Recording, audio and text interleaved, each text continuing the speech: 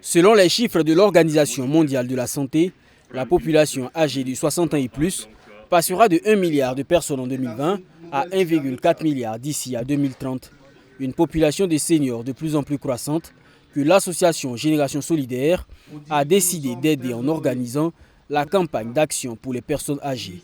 Une campagne qui vise à mobiliser tout type de moyens pour accompagner le plein épanouissement de ces aînés. La CAPA, d'abord, l'esprit qui le sous-tend cette année, nous tenons à attirer l'attention sur les conditions des personnes âgées et les moyens de trouver des solutions à nos besoins.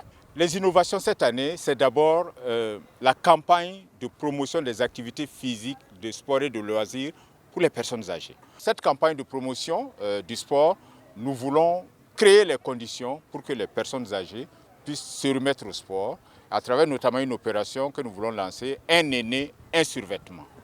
Pour les personnes âgées présentes à ce lancement, la communauté doit changer de paradigme à leur égard. Elle souhaite continuer à être productive afin de contribuer à l'essor économique national.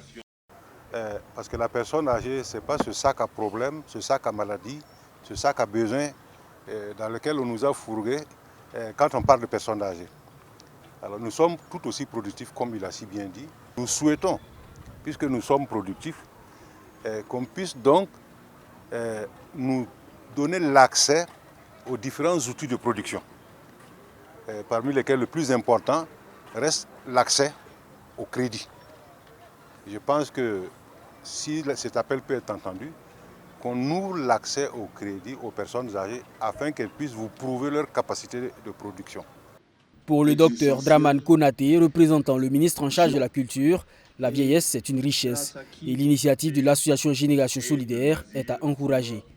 La vieillesse est ce pôle de convergence de ces personnes qui ont traversé, j'allais dire, le temps des générations et qui apportent beaucoup à la nation avec le contexte que nous savons, les conseils précieux, mais aussi leurs expériences du passé qui peuvent servir. Et comme je l'ai dit et je le répète, ce dialogue intergénérationnel, ce pont intergénérationnel est nécessaire. Des arbres ont été mis en terre dans la cour du musée national en l'honneur des personnes âgées et également pour accompagner les efforts de reverdissement du Burkina Faso.